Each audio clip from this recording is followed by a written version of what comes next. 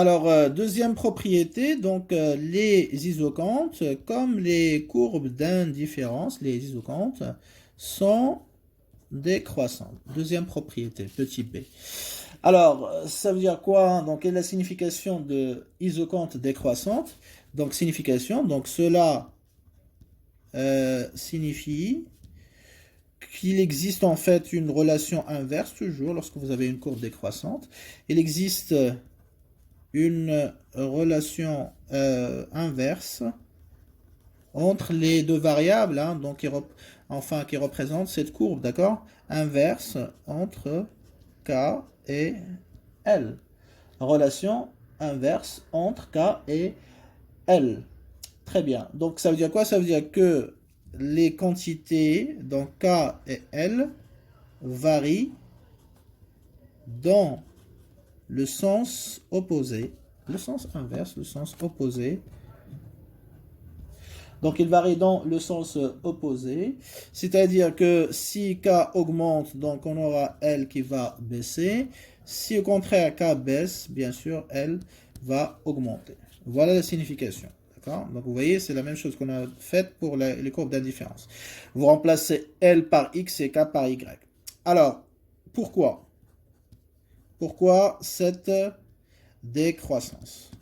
Ou pourquoi cette relation inverse? Eh bien, comme on a vu pour les courbes d'indifférence, c'est pour garder donc X augmente, Y baisse ou Y augmente, X baisse, c'est pour que on garde le même niveau d'utilité inchangé. Eh bien, ici, on n'a pas de niveau d'utilité, donc on a un niveau d'output. Donc ici, si K et L varient dans le sens inverse, opposé, c'est pour garder le niveau d'output inchangé. Et effectivement, parce que si K augmente et L augmente, qu'est-ce qui va se passer? Eh bien sûr, le niveau d'output va augmenter. Rappelez-vous la première propriété, je vais me déplacer vers le haut, j'augmente la quantité utilisée du capital, la quantité utilisée du travail, la quantité d'output va augmenter pareil, automatiquement. Si au contraire, donc K baisse et L baisse, la quantité d'output va baisser, hein, donc forcément. Et donc là, vous voyez que quand les deux facteurs varient dans le même sens, le niveau d'output, soit il augmente, soit il baisse. Donc, si K et L varient dans le sens inverse, c'est pour que L reste inchangé. Alors certains vont dire oui, mais on a toujours intérêt à ce que K augmente, bien évidemment, hein, en tant que producteur rationnel. Mais parfois, il y a des situations où il faut éviter juste ou garder, ou essayer juste de garder le même niveau d'output. C'est par exemple le niveau de capital baisse, eh ben, je cherche à compenser cette baisse de capital par une augmentation de travail. Comme ça, je garde le même niveau d'output. D'accord? Et donc là, ça peut être aussi un objectif. Donc, c'est pas toujours augmenter la quantité d'output. Donc, garder le même niveau d'output, ça peut être aussi un objectif du producteur rationnel. Et dans ce cas-là, pour garder le même niveau d'output inchangé, il faut que K et L varient dans le sens inverse, dans le sens opposé. Si K baisse, il faut que je compense cette baisse du capital par une augmentation du travail. Et si le travail baisse, il faut que je compense cette baisse du travail par une augmentation, bien sûr, du capital. C'est comme le principe de compensation que vous avez dans les modules, hein, de vos études. Si vous avez une mauvaise note dans un module ou deux, etc., il faut que vous augmentiez les notes des autres modules pour qu'ils compensent effectivement, hein, donc cette mauvaise note, bien évidemment, d'accord? Donc c'est à peu près le même principe. Et effectivement, donc, si K baisse, par exemple, on prend le cas de capital, donc vous avez des machines en moins. Qu'est-ce qui va se passer pour le producteur? S'il garde la même quantité de travail. S'il garde la même quantité de travail et il a moins de machines, donc il va produire moins. Donc sa production d'output, il va chuter, il va baisser. Est-ce que c'est rationnel pour lui de garder ça? Non. Pourquoi? Parce qu'une baisse de la production, ça veut dire quoi? Une baisse du chiffre d'affaires, une baisse du profit, du bénéfice. Donc, il va perdre de l'argent. Donc, pour éviter de perdre de l'argent, donc il va essayer de compenser cette baisse du capital. Et comment il peut la compenser? En supposant bien évidemment que les facteurs sont substituables. Donc, il va remplacer les machines en moins ou la quantité de capital en moins par une quantité plus importante de travail. Donc, il va embaucher un peu plus de travailleurs pour compenser les machines en moins. Et donc, si le capital baisse, il faut que le travail augmente. Donc voilà un petit peu pourquoi justement donc cette relation inverse. Donc on va résumer ça ici. Ok. Donc si le capital par exemple baisse, ok, elle reste constante, cela implique une chute de la production. Donc ça veut dire c'est une perte, d'accord, de bénéfices, de profit, ok, d'accord. C'est une perte, juste une perte tout simplement. Donc le producteur rationnel va éviter cette perte, il va chercher à éviter cette perte. Comment il va faire? Donc il va compenser la baisse du capital par une augmentation de travail. D'accord? Et donc, on obtient donc une relation inverse entre K et L. Et vous faites le même raisonnement. Donc, si L baisse, bah pareil. Si on garde la même quantité de machines, la quantité de production va baisser. Ça se traduit par une perte pour le producteur. Donc, il va chercher à éviter ça. Comment? Il va augmenter la quantité de capital. Et donc, si L baisse, K doit augmenter. Si K baisse, L, bien sûr, doit augmenter. Et donc, on a toujours cette relation inverse, bien évidemment. D'accord? Donc, c'est un principe de compensation tout simplement pour garder l'output inchangé. Donc, relation inverse entre K et L pour garder Q inchangé. Voilà, pour garder Q1 inchangé. Et donc, cela implique bien sûr que l'isoquante, si on a cette relation inverse, donc il va être forcément décroissant. Ok? Donc, pour résumer, en deux mots, si l'isoquante est décroissante, c'est parce que L varie, K et L varient dans le sens opposé. Et pourquoi K et L varient dans le sens opposé? Ben, tout simplement pour garder l'output inchangé s'il y a un facteur qui baisse. D'accord? Très bien. Alors, troisième propriété, donc les isoquantes, donc vous voyez, ça ressemble au cours de la différence. Les isoquantes ne peuvent jamais se couper.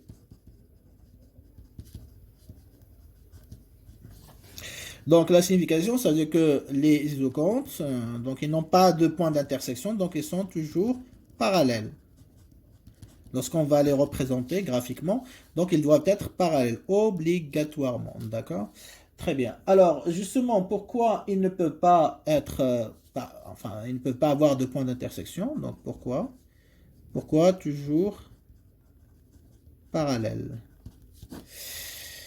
Donc, toujours parallèle, donc parallèle, des isoquantes parallèles, ça veut dire que il n'y a pas de point d'intersection. Absence de point d'intersection, n'est-ce pas? Très bien, ça va de soi.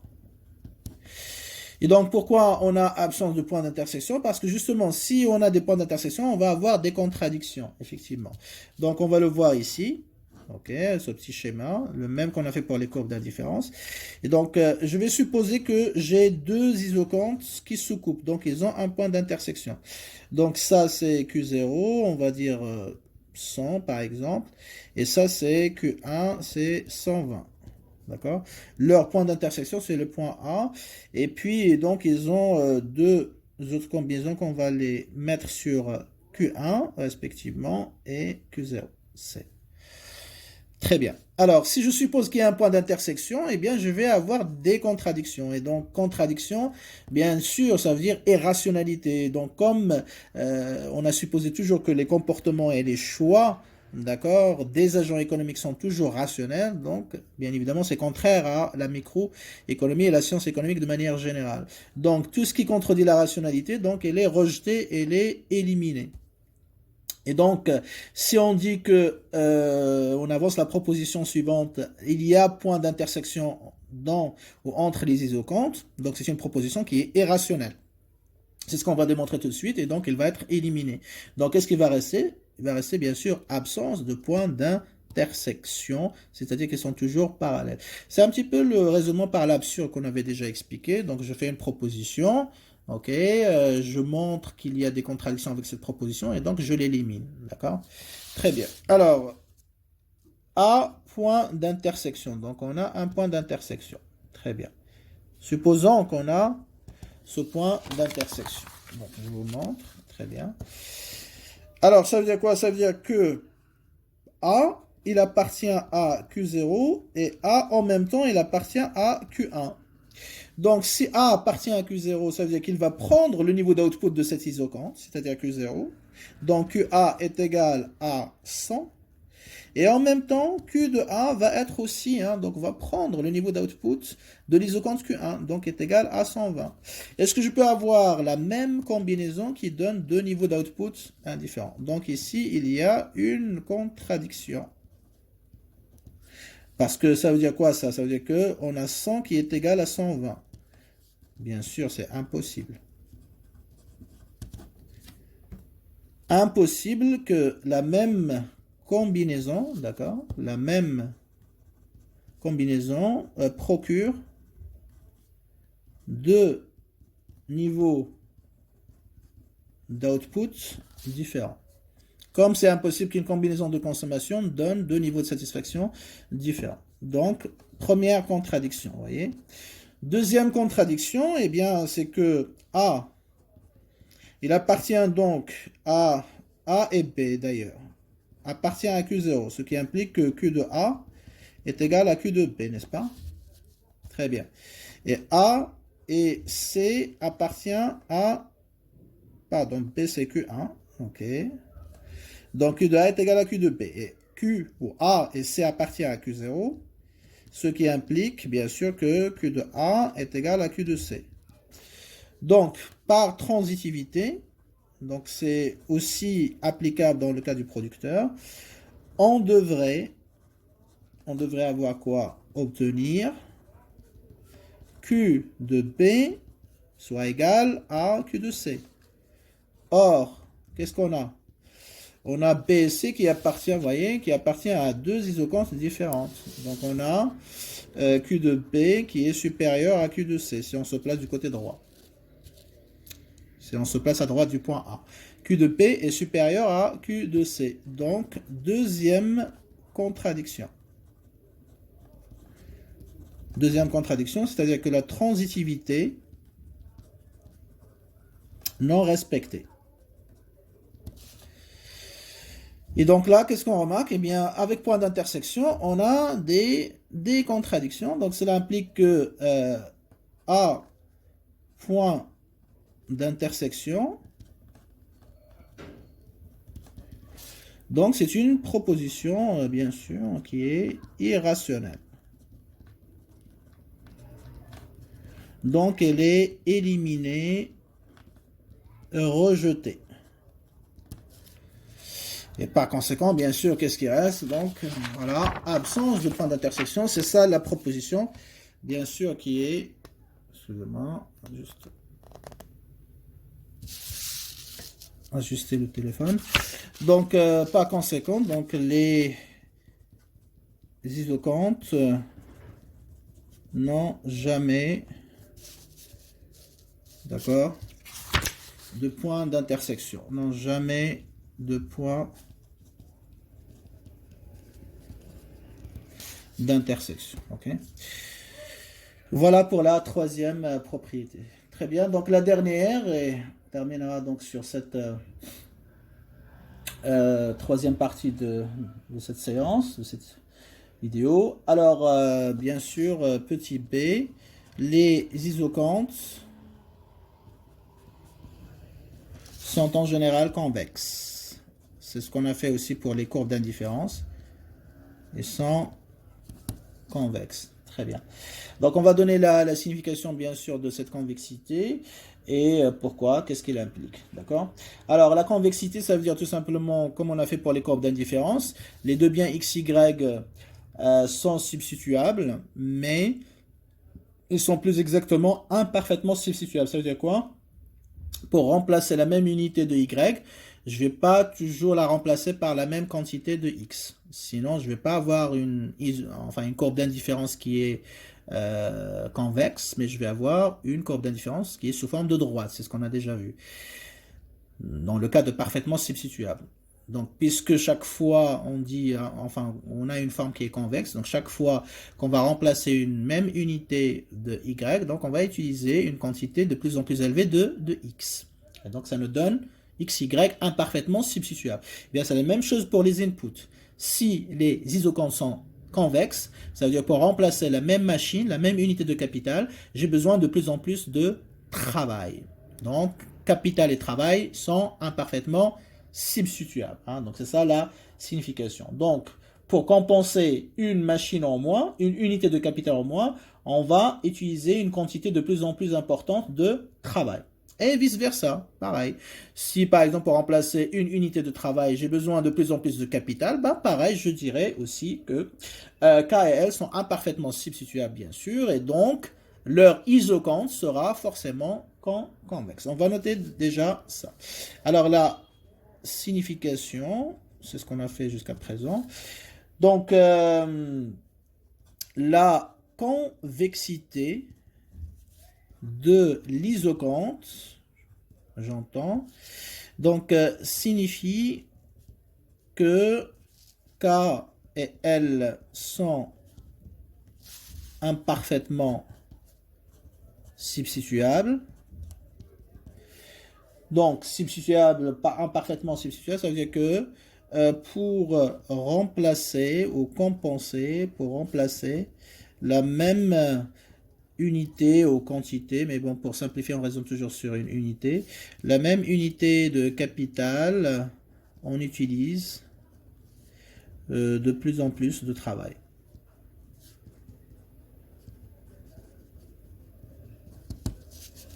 La même unité de capital, on utilise de plus en plus de travail. Alors, mathématiquement, ça veut dire quoi? Une isocante, on va formaliser, implique que delta K, puisque je dis, voilà, je remplace une unité de capital, ça veut dire quoi? Je perds une unité de K. J'ai une unité de K en moins. D'accord? Une machine en moins, un outil en moins. D'accord?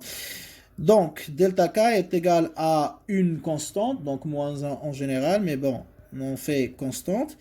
Eh bien, pour remplacer, d'accord, une unité du capital, donc en général moins 1, pour remplacer moins 1, ça veut dire que K baisse d'une unité. J'ai une machine en moins, donc je vais la remplacer par une quantité de travail de plus en plus élevée. Donc, je dois augmenter le travail, donc on a une variation de L.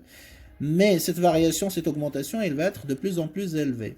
Donc, par exemple, la première fois, je vais remplacer la même machine de, je sais pas moi, avec 2 travailleurs. La deuxième fois, je vais la remplacer par 4 travailleurs. La troisième fois, par 6, par 10. Vous voyez, donc chaque fois, j'augmente le nombre de travailleurs nécessaires pour remplacer ou compenser la même machine. Donc, delta L sera croissant. C'est-à-dire la quantité avec laquelle je vais augmenter L. Il va être de plus en plus élevé. Très bien. Alors, maintenant, la question, c'est pourquoi? Donc, vous vous rappelez, pour la courbe d'indifférence, vous mettez delta y ici, est égal à moins 1, donc delta x, elle est croissant. Alors, pourquoi, justement? Donc, on va prendre un petit exemple déjà, si vous voulez. Donc, si je me déplace, exemple, ok, je me déplace du point A, du haut vers le bas, toujours, 10, 2. Je ne vais pas faire le schéma parce que juste pour gagner du temps, parce qu'on l'a déjà fait pour les courbes de différence, c'est la même chose. Donc B, C, vous n'avez qu'à représenter graphiquement, donc c'est 5 combinaisons. Ok, donc A vers B, faire le signe, voilà, vers C, vers D, alors D c'est 7, 8. Et dernier point E, d'accord, 6, 12. Très bien, donc si je me déplace du haut vers le bas, ici c'est haut, et ici c'est le bas. Très bien. Donc, qu'est-ce qui va se passer? Donc, on va calculer delta K. Delta K1 est égal à quoi? C'est KB moins KA. Donc, je passe de 10 à 9. Vous voyez? Enfin, voilà, donc ça fait 9 final, donc moins initial 10, ça fait moins 1. Ok? Delta K2 est égal à KC moins KB. Donc, je passe de 9 à 8. Ça fait 8 moins 9, moins 1. Delta K3, c'est KD moins KC. Ça fait, je passe de 8 à 7. Donc, ça fait 7 moins 8, ça fait moins 1. Et delta K4 est égal à KE moins 4D. Je passe du point D au point 1, je passe de 7 à 6.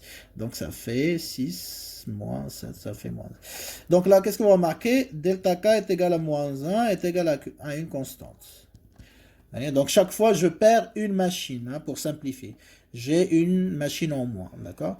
Alors bien sûr, comme on l'a dit, la deuxième propriété, les courbes d'isocompte sont décroissantes. Donc si le capital baisse, pour garder ou rester sur la même isocompte, il faut augmenter le travail. Très bien. Donc, delta L va être positif. Donc, une augmentation. Alors, delta L1 sera égal à LB moins LA. Effectivement, on passe de 2 à 3. Donc, ça fait 3 final moins initial 2, c'est-à-dire plus 1. Ça veut dire quoi? Je remplace la machine pour garder le même niveau d'output inchangé. Si j'ai une machine en moins, je dois la remplacer par un ouvrier en plus. Delta L2, c'est LC moins LB. On passe de 3 à 5. Ça fait 5 pour final. Initial 3. OK. Ça fait plus 2. Vous voyez? Ici, je remplace toujours la même machine, mais par 2 travailleurs. Donc, voilà. Une quantité de travail plus élevée que la fois précédente. Delta L3, c'est LD moins LC. Ça fait, je passe de 5 à 8. Donc, ça fait 8 moins 5. Ça fait plus 3. Donc là, encore une fois, j'augmente le nombre de travailleurs nécessaires pour compenser et remplacer la même machine. Delta L4, la dernière. LE moins LD. Donc, on passe de 8 à 12. Donc, ça fait 12 moins 8. Ça fait plus 4. Donc, qu'est-ce que vous remarquez? Delta L augmente. C'est pas L qui augmente, mais delta L. La quantité de travail nécessaire, le nombre de travailleurs supplémentaires que je dois rajouter, il est de plus en plus élevé. Je passe de 1 à 2 à 3 à 4. Donc, qu'est-ce que vous remarquez? Delta K est égal à moins 1, delta L, elle est croissante. Okay. Très bien. Alors maintenant, pourquoi? Alors, qu'est-ce qui se passe? Quand je passe du point A au point B, point C, D, E, qu'est-ce qui se passe? Chaque fois, je vais réduire la quantité de capital. Donc, le capital devient de plus en plus rare. Ah, c'est la même explication que pour Y. De plus en plus rare, ok, d'accord. Et s'il devient de plus en plus rare, donc comme n'importe quel bien, donc A devient plus cher. Et donc, comme ce facteur devient plus cher, eh bien, pour remplacer la même unité, même s'il s'agit de la même machine, la même unité de K, il faut de plus en plus, forcément, il faut de plus en plus donc de travail. Le travail qui, je le rappelle, hein, il devient abondant, hein, parce que pendant que je baisse la quantité de capital, j'augmente le nombre de travailleurs supplémentaires. Donc, K devient plus cher et L devient moins cher. Et donc, si on veut toujours remplacer K par L, c'est-à-dire un bien ou un input qui est plus cher avec un input qui est moins cher, ben, il faut de plus en plus, c'est logique, il faut de plus en plus du facteur qui est devenu moins cher pour remplacer le facteur qui est devenu rare et donc plus cher. D'accord? Donc, c'est un petit peu la loi de la rareté. Hein, donc, la relation entre la rareté et la valeur qui permet d'expliquer ça. Donc, on peut prendre un exemple, hein, pour vous illustrer ça. Imaginons que la situation initiale est la suivante. On a, je prends le capital, le prix du capital, PK, d'une machine est égal par exemple à 100 dirhams. C'est des prix fictifs, bien sûr, imaginaires. Et le prix d'une unité, d'accord, du travail, c'est 25. D'accord? Donc, si on vous demande d'échanger ou de remplacer une unité de capital par du travail, comment vous allez effectuer l'échange? Bien évidemment, ici, hein, donc, une machine, ça vaut 100 dirhams.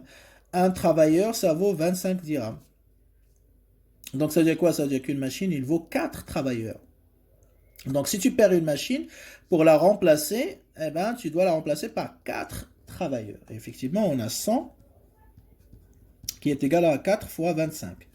Ça veut dire que PK est égal à 4 fois le prix d'une unité de travail.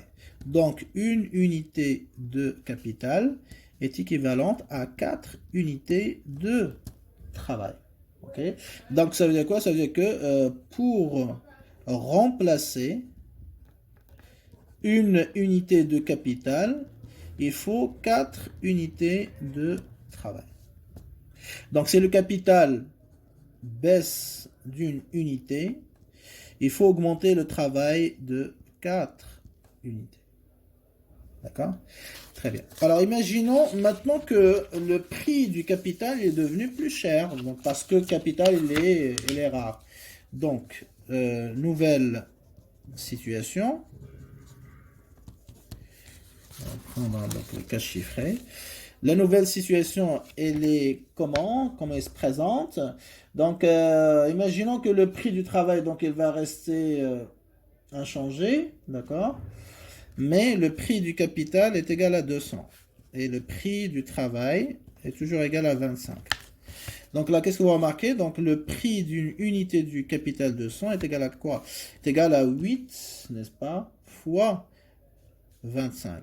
Ça veut dire quoi? Ça veut dire que le prix d'une unité de capital est égal à 8 fois le prix d'une unité de travail. Ce qui implique qu'une unité de capital est équivalente à quoi? À 8 unités de travail. Autrement dit, pour remplacer une unité de capital, on a besoin de quoi? Cette fois-ci, pas de 4, mais de 8 unités de travail. Et donc là, pareil, hein, donc, si tu baisses le capital d'une unité, ben, il faut augmenter le travail de 8 unités. Donc là, qu'est-ce que vous remarquez? Lorsque le capital devient plus cher, plus rare, hein, qu'est-ce qui se passe? On a besoin de plus de travail, 8 au lieu de 4, comme dans la situation précédente. Et donc, c'est ce qui se passe exactement dans une... Alors, pour terminer sur cette explication, ok, donc vous avez une isoconte qui est convexe. Donc, plus, hein, on se déplace, hein, vous avez A, B, C, D. Donc, plus on se déplace du haut vers le bas, plus le capital, bien évidemment, hein, donc, va baisser. Donc, il va devenir A. Et le travail va augmenter, il va devenir abondant.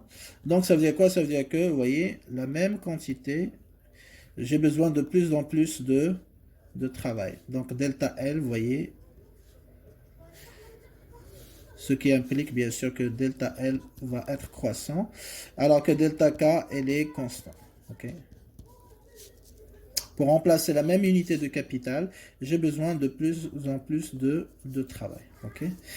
Très bien, donc voilà un petit peu la signification de la convexité et le pourquoi de la chose. Donc sachez que en général, hein, donc, les isocontes sont sous forme convexe. Ça veut dire quoi? Ça veut dire que la majorité des exposés sont imparfaitement substituables, d'accord? Et donc pour remplacer une unité d'un facteur, on a besoin à chaque fois d'une quantité variable différente de la fois précédente. Donc si vous trouvez, enfin si vous utilisez une forme qui est concave, l'inverse, vous allez avoir que pour remplacer la même unité du capital, vous allez avoir besoin de moins en moins de travail. Et donc lorsque la courbe change de forme, bien sûr, hein, donc la nature de la substitution entre les deux facteurs va aussi changer. Très bien. Donc, on va se contenter de ça pour cette séance, c'est 5e du 19 avril. Donc, on va arrêter à ce niveau-là et après, on va voir dans la séance prochaine des formes qui sont un petit peu exceptionnelles. Donc, la forme la plus générale en principe qu'on utilise, c'est la forme convexe. D'accord? Après, il y a deux autres formes qui sont un petit peu particulières, spéciales. Donc, il y a la forme sous forme, enfin, la forme d'isoconte droite. Et puis, il y a la forme L en L qu'on a aussi vu pour les biens de consommation, les courbes d'indifférence lorsqu'on les a traités dans la théorie du choix du consommateur. Donc on va voir leur signification aussi, comment on les construit, etc. dans la prochaine séance. Donc on arrête là.